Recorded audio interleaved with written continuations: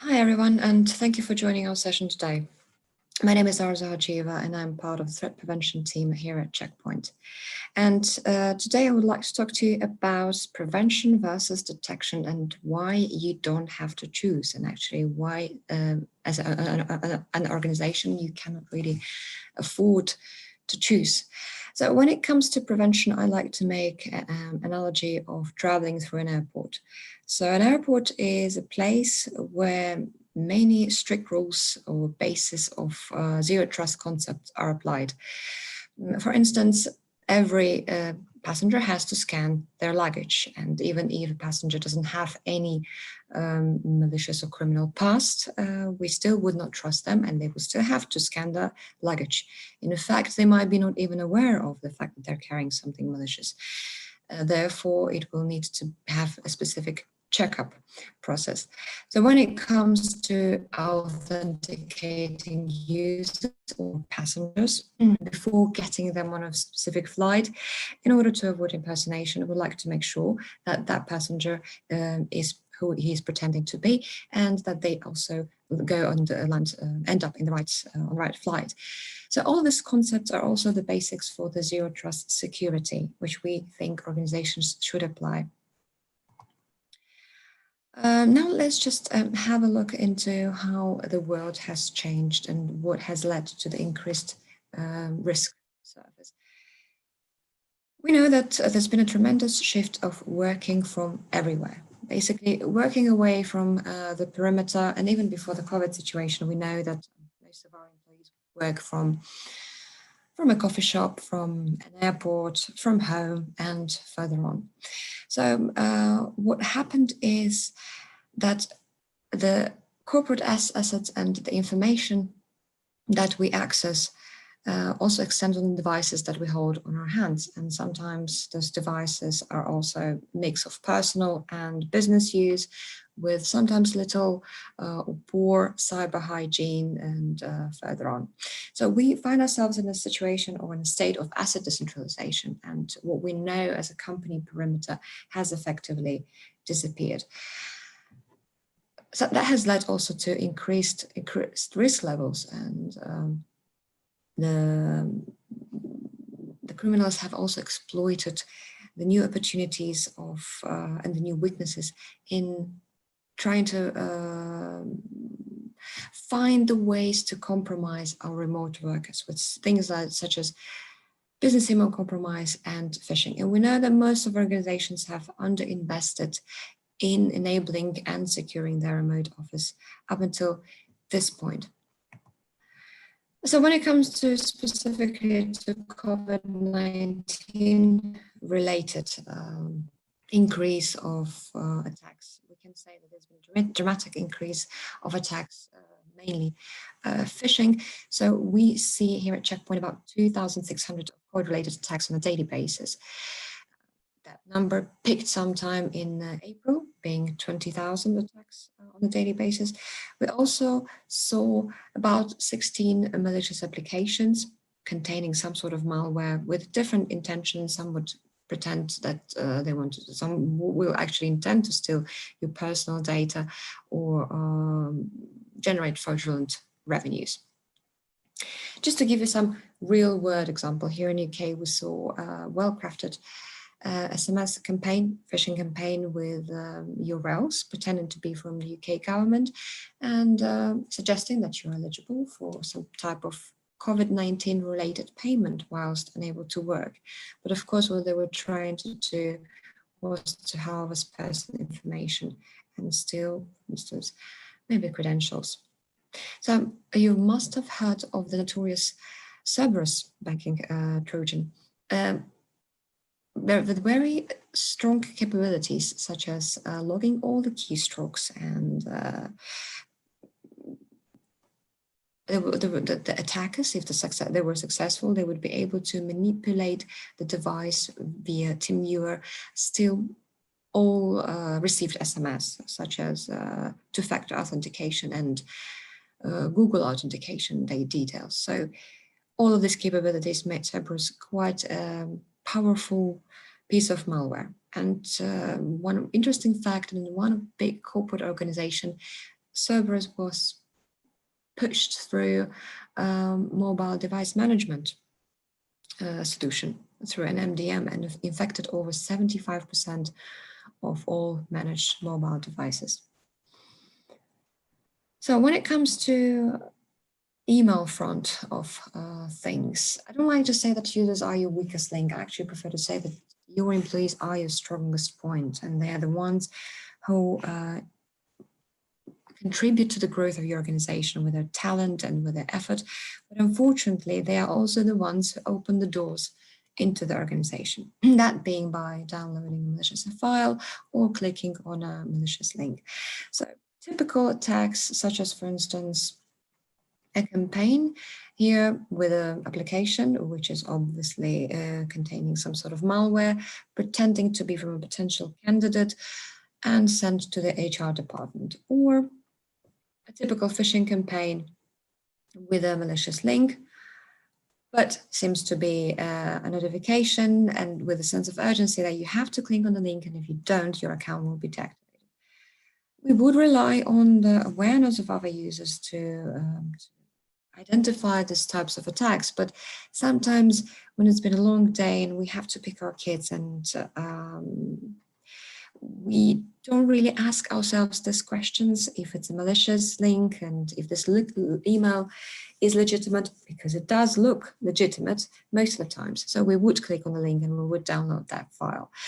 So the best way to protect our organization and our employees is not to allow these types of attacks to reach their inboxes, not to compromise them with this sort of malicious emails, and create a safer environment for them to work in. So again, it comes to the part of prevention and protecting our employees even from unknown attacks before they reach their inboxes. So based on the threat intelligence report here in the UK, the data from October and late September shows that an organization is being attacked about 157 times on the weekly basis, and that in the past 6 months. The top of the list is currently MOTED, that being affecting about 9% of all organizations. It's a self-propagating modular Trojan, also known in the past as banking Trojan, but currently is able to spread different type of malicious campaigns and malware. But it uses different methods to maintain its persistence and evasion techniques within the system, and is mainly sent via email and using phishing links and malicious attachments. So when it comes, for instance, to remote code being the vulnerability exploit type, you must have heard of the alert, which was raised sometime mid-October by NCSC, or National Cybersecurity Center. And so the awareness was raised about the new remote code execution vulnerability affecting SharePoint systems, or Microsoft SharePoint. And the successful exploitation of this vulnerability would allow an attacker to run an arbitrary code and carry out security across across the system in the context of local administrator on an affected installation of a SharePoint server. So this is the current threat landscape and overview of what we currently see or have seen lately in the United Kingdom. Now I would like to address the fact or come to the point where we suggest how you prevent your organization from these types of different attacks and cover all the attack surfaces of a digital office. With the security beyond the perimeter, we're able to enable a secure access of corporate assets on the devices and protect against all types of attacks on the main attack surfaces, such as cloud notification, laptops, and smartphones and tablets. I would like to touch on the operational simplicity of the Beyond the Perimeter, that through Infinity Portal we're able to provide with a unique single pane of glass management which has been so desired by many organizations. So let's just discuss the solutions and the attack surfaces separately. So when it comes to email, not such a fun fact, but unfortunately over 90% of organizations are being attacked through a malicious email. And we mentioned this earlier in our presentation, and that is happening due to one main reason. Email continues to be the most popular form of communication between organizations and people who we know and those who we don't know. And that's where we'd like to introduce you to the CloudGuard SaaS, which is a complete comprehensive solution to protect your cloud email and also to protect your cloud applications, all in one single license. CloudGuard SaaS addresses 4 key challenges that organizations are facing when moving their email to the cloud. That being business email compromise and impersonation, or protection against advanced social engineering attacks, protection against account takeover, data leakage prevention, and stopping any type of malware from entering your system. So let's just have a look at this email, which contains various social engineering attacks such as zero-day phishing, business email compromise, and impersonation. So we will look at over 300 indicators in this email. Firstly, we'll look at the domain and understand if this domain has existed for long, if it is a legitimate domain or not. We will also look at the attachment itself, and I'll go into discussing how we would scan the attachment in my next slide. Now we'll look at the link, which is contained within the email. Well, it's a known link and it has already, the URL has already some sort of reputation. We'll be able to block it based on the phishing engine. But what if it's an unknown link, or if it's a zero-day phishing campaign?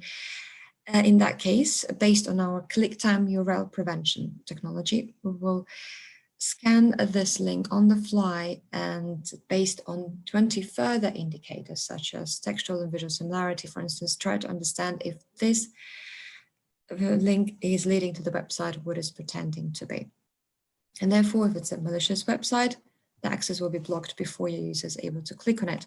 We will also analyze the language used within the email body, such as if it contains any type of language which is prompting your user to expose any type of data, or make a, for instance, payment, or expose their login, or expose their account details. Another factor that will be analyzed within this email is the history between the communicator and the sender. So if it's a usual communication type, or if it's an unexpected email that the sender is sending to this recipient. When it comes to malicious attachments, and I would like to start from here. So we will scan the attachment based on our main 2 technologies, threat emulation and threat extraction, those being unique technologies to Check Point. So when it comes to threat emulation, it will upload the file and scan it in order to find any type of malicious content. It's more than a sandboxing solution because it has over 60 further checkup engines which will work together in order to understand or find any type of malware.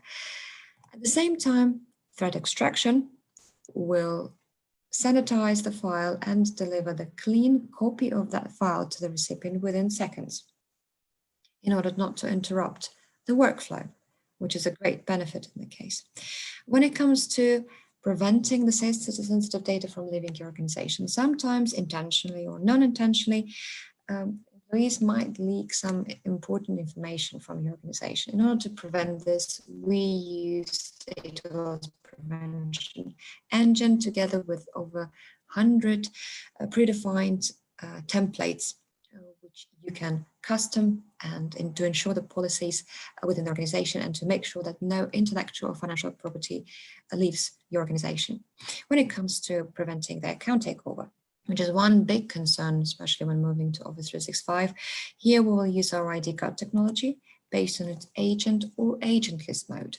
So with the agent mode, we will download the ID card on the device itself.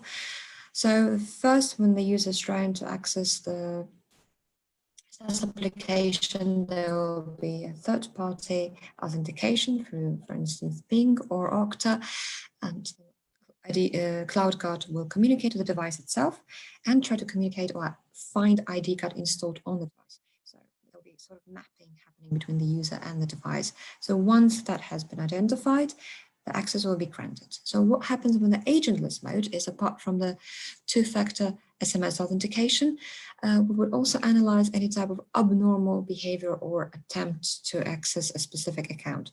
So imagine you have an employee who lives and works in a specific country or a specific continent, and 10 minutes after there is an attempt to log into their account from a different continent, which might look odd. So in that case, this kind of attempt will be stopped. And finalizing the situation, or finalizing the solution of which covers email security and cloud application, the most important fact is that it's a comprehensive solution which is enabled to protect against attacks coming to or from email, and also protect the information on your cloud applications in one single license. When it comes to introducing you to Sandblast Agent, which is our complete solution for endpoint protection, I would like to mention that Sandblast Agent has been recognized by third-party NSS labs and received the highest rating in the industry. So 100% block rate for emails and so attacks coming from email and web, and the overall highest total block rate of over 99%.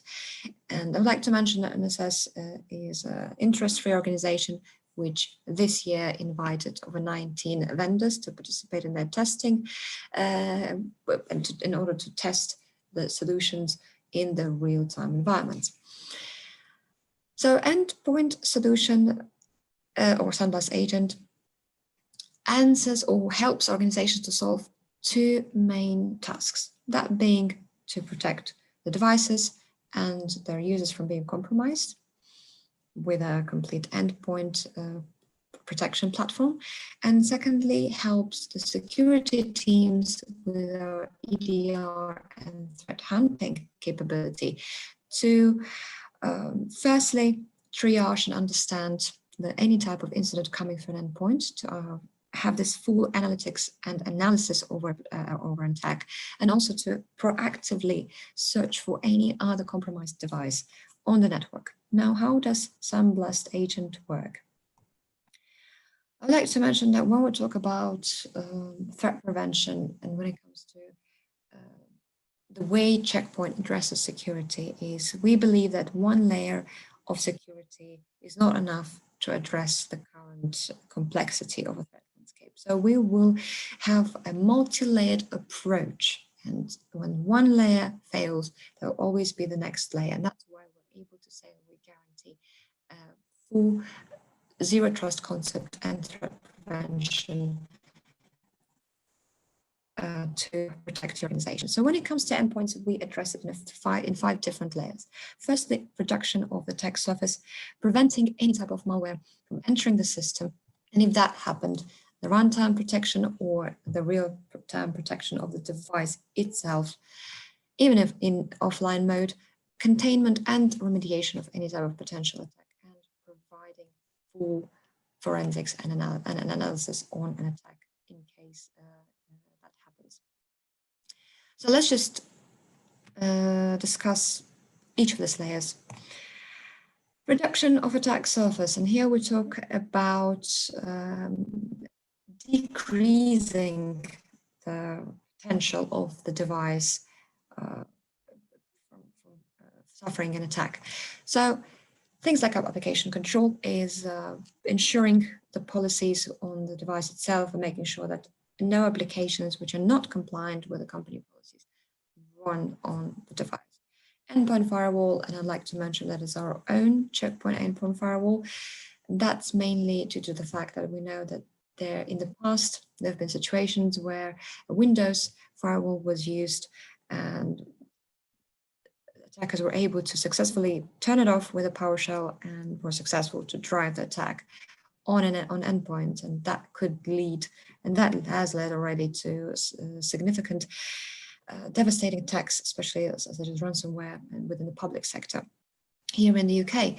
So that would not be possible with our Check Point endpoint firewall because it's not, well, the attackers would not be able to manipulate with PowerShell. An endpoint firewall will be able, for instance, in case of a compromised device, to restrict any type of inbound and outbound traffic in order not to allow the spread and detection further in the network. Media encryption and document security. We know that now that our corporate perimeter extends to our living room, and we have our 80-year-old family members sometimes accessing our device, and potentially they might want to use an external device or a USB stick on our corporate laptop. That would not be possible because that USB stick is not compliant with the company's policies due to the media encryption document security. Endpoint compliance would make sure that no device with a poor cyber hygiene is allowed on the network. When it comes to preventing zero-day phishing, we talk about the second layer of preventing any attack, even unknown attacks, from entering the system.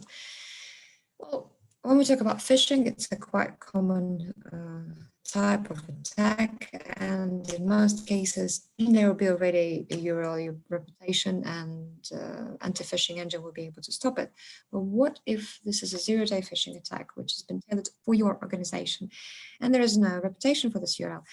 In that case, with our zero-day phishing, we'll be able to block this malicious link before your users clicks on it or access that website by using our Sandblast web technology, so the web browser extension, which will scan this URL on the fly. And based on the, as I mentioned before, it's a similar technology based, similar to Cloud SaaS for email. It will analyze further indicators such as textual and visual similarities and reputation of the domain, and understand if this website is legitimate or not.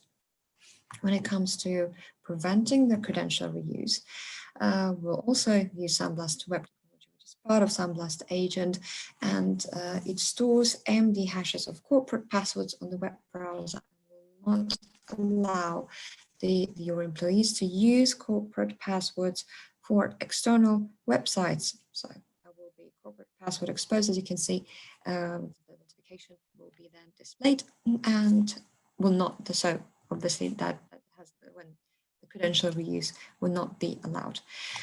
So when it comes to, that's another great solution of capabilities which is on the roadmap, is collecting or understanding the compromised passwords. And if in case the password has been compromised, one of your corporate passwords, if it has been compromised, we will be able to alert and notify your admins and proactively provide you with this information. When it comes to stopping malware, apart from zero-day phishing, we also have the malware attacks coming from the network. We're able to protect you against zero-day malware attacks as well, based on threat emulation, threat extraction technologies, the ones I mentioned before.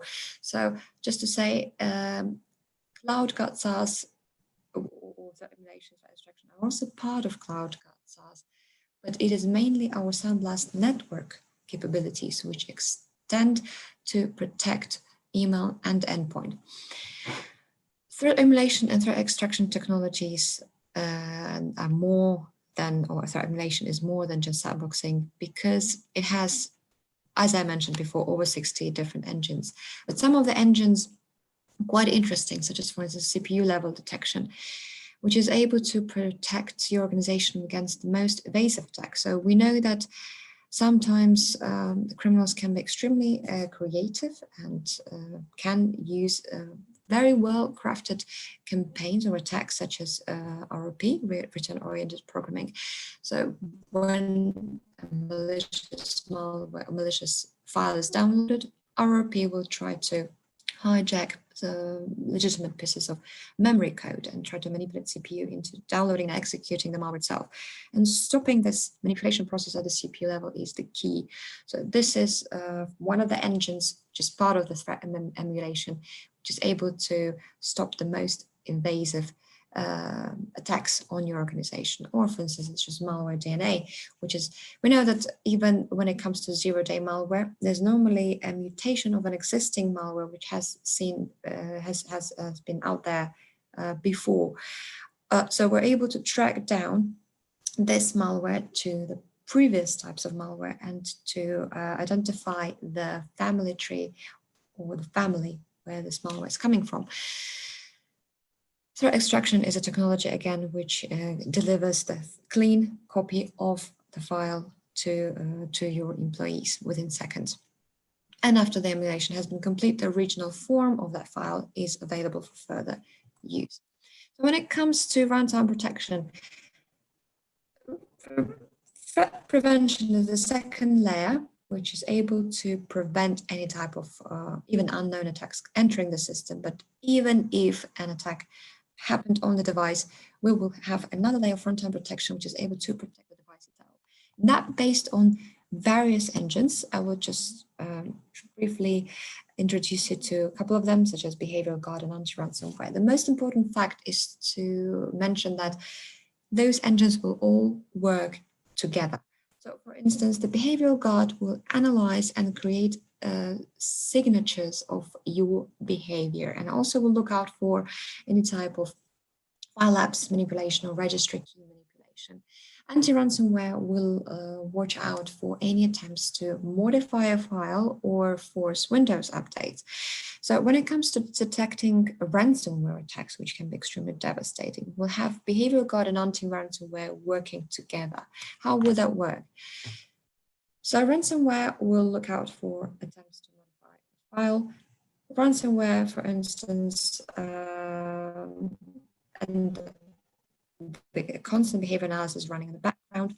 So once the ransomware behavior has been detected, the forensics analysis will join in order to understand the full chain of attack, that where the attack came from, what parts of the or what files or parts of the network it affected, and further on. At the same time, there will be copies of the original format of that file before the encryption started, taken and put in the hidden folder when the detection or the ransomware process has been quarantined and all the elements of the attacks have been stopped.